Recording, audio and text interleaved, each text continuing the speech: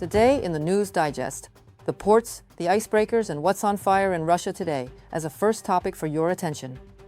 Iran sends Trump a gift so expensive that Trump likes it and brags about it openly. Russia is doing just fine, they said. Then they learned how for the first time in 25 years, Russia is forced to sell its gold reserves. Drones have struck Russia's second key seaport on the Baltic Sea, through which Moscow exports crude oil and petroleum products.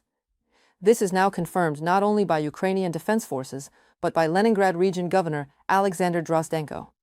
Fire breaks out at the port of Ust-Luga and is hit by Ukrainian drones. Several oil tanks were hit there, and the Russian side has not yet made public reports that the fire has been successfully extinguished. Maybe because it has not and still is on fire. Since the start of Russia's full-scale invasion of Ukraine, various facilities on Russian territory have been subjected to airstrikes. Oil refineries have been the most frequently targeted in 2024 and 2025.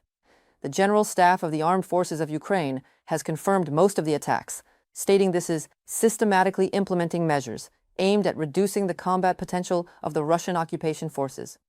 Russia's Security Council Secretary and former Defense Minister Sergei Shoigu admits no region in Russia is safe anymore due to Ukrainian drones. A direct consequence of the war Moscow chose to start. Russia was about to unleash another wave of terror until Ukrainian intelligence stepped in. GUR operators tracked a Bastion missile column in Crimea and stopped it before it could strike Ukrainian cities. As a result of timely and accurate strikes, one of the launchers and two super expensive Zircon missiles were completely destroyed, another Bastion launcher heavily damaged, 7 Russian terrorists killed or wounded. The army of the aggressor state uses Zircon missiles from the Bastion launcher primarily to terrorize the civilian population of Ukraine, in particular the southern and eastern regions. That night, the aggressors' plans to attack peaceful cities were thwarted. The Security Service of Ukraine, SBU, marks its day today. We sincerely thank and congratulate our super special forces. And we give you, our super special audience, the top 5 of Ukrainian super special operations of this year. During Operation Spiderweb, the SBU hits 41 Russian strategic bombers. In just a few hours, the Kremlin losses amounted to over $7 billion. In Novorossiysk Bay, the underwater drone, Sea Baby, hits the Russian submarine Caliber missile carrier, further shrinking Russia's missile potential in the Black Sea.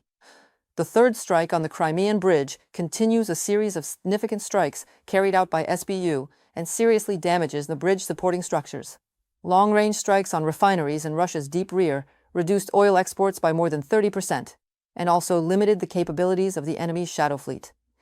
And as billions of dollars of the aggressor's equipment has already been destroyed, both at the front and in the deep rear, please be sure, more to come. On March 24th to 25th, 2026, Ukraine experienced one of the most intense air raids of the war, with Russia launching nearly 1,000 strike drones and 34 missiles in just a 24-hour period. And Ukrainian air defense forces report a record-breaking interception rate, 95%, shooting down or suppressing 906 of them out of 1,000 means of airborne Russian terror. The attack was unique for its heavy use of drones during the day, with over 550 drone strikes occurring during daylight hours. Despite the high success rate of the air defense, 15 hits were recorded, resulting in at least 4 deaths and over 70 injuries, with damage reported in Lviv, Ivano-Frankivsk, and other cities. The attack specifically targeted critical energy infrastructure, attempting to destroy the energy system. The Bernardine Monastery, an architectural ensemble of national significance that is also included in the UNESCO International List of Cultural Property under enhanced protection, was also hit and seriously damaged by Russian drones in Lviv.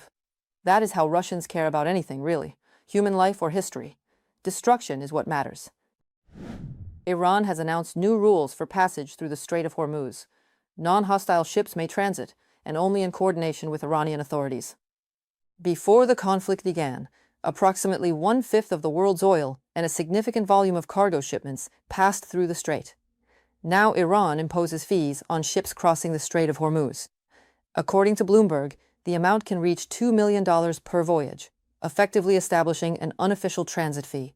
Donald Trump says the U.S. has already won the war against Iran and unveiled a 15-point peace plan, claiming Tehran agreed never to pursue nuclear weapons. But at the same time, Washington is deploying an aircraft carrier and thousands of Marines to the region. They gave us a present, and the present arrived today. And it was a very big present worth a tremendous amount of money. And I'm not going to tell you what that present is, but it was a very significant prize. And they gave it to us, and they said they were going to give it, so that meant one thing to me: we're dealing with the right people. Is that nuclear related? No, it wasn't nuclear related. It was oil and gas related. Trump calls on Hungarians to support Viktor Orban, praising him for law and order. But Orban is part of a wider network of far-right leaders across Europe, from Slovakia to Germany and France, many of whom are openly anti-EU, anti-Ukraine, and maintain close, often ambiguous ties with Moscow. And increasingly, those ties don't look ambiguous at all. For the first time in 25 years, Russia is selling off its gold reserves. A hole has emerged in the Russian budget that can no longer be filled by other means. In January, the Central Bank of the Russian Federation sold 300,000 ounces of physical gold from its reserves, and another 200,000 ounces in February. As a result, the volume of Russia's gold reserves has dropped to a 4-year low. More about the real situation in Putin's economy in our next story. Cash is making a comeback. Russians are trying to protect their savings. Ukraine's Foreign Intelligence Service reports. According to the agency, in January, Russian citizens withdrew more than $19.5 billion from card-linked and savings accounts, while returning only a quarter of that amount to deposits. The net outflow from the banking system totaled nearly $14 billion, the second largest figure since 2010. The record still belongs to March 2022, when, after the full-scale invasion of Ukraine and the introduction of sanctions, the public withdrew $25.9 billion. This negative trend can be explained by several factors at once. Tighter Kremlin control over financial transactions and disruptions in internet infrastructure are pushing citizens to keep their money away from banks. Inflation expectations are also playing a role. Households are cutting savings in favor of current spending, no longer believing that bank deposits can preserve their purchasing power. From a statement by Ukraine's Foreign Intelligence Service. The number of Russians declared bankrupt is rising sharply, and by the start of 2026 had exceeded 2 million people. The reasons are high household debt, inflation, rising prices, and low incomes. Last year, Russians' overdue consumer debt reached nearly 2.5 trillion rubles, up by a third compared with 2024.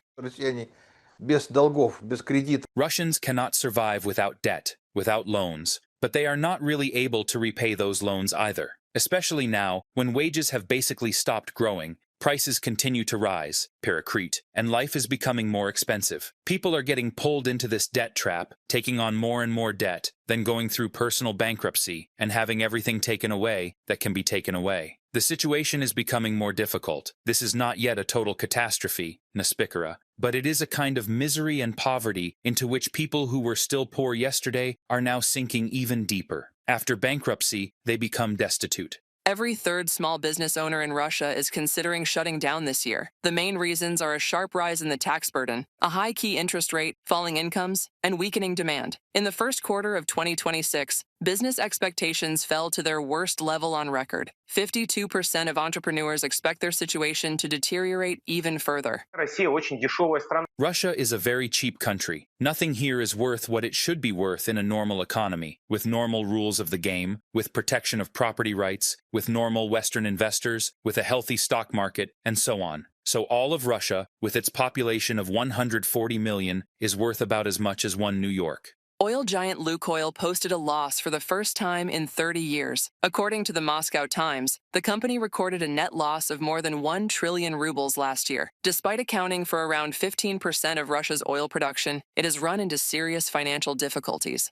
The company was hit by blocking U.S. sanctions, and the operations of its foreign subsidiaries were effectively paralyzed. Numerous attempts to sell its foreign network, with a book value of $22 billion, have still not been approved by the U.S. Treasury. Lukoil had originally planned to sell its foreign assets to Gunvor, a company founded by billionaire Gennady Timchenko, who is close to Putin. But the deal collapsed after U.S. Treasury described Gunvor as a Kremlin puppet. From an article by the Moscow Times, Russia's central bank began large-scale sales of gold from state reserves at the start of this year, marking the biggest sell-off of the precious metal in the past 25 years, the Moscow Times reports. In just the first 2 months of 2026, the central bank sold around 15 tons of gold. By March, reserves had fallen to less than 2,500 tons, a 4-year low. The gold sales became a forced measure amid the depletion of the liquid portion of the National Wealth Fund and rising war-related spending. Reported by Victoria Chistiukina, UATV News. That's all for today. If you found this useful, like, subscribe, and drop your thoughts in the comments. We read them. Stay informed, and see you in the next News Digest.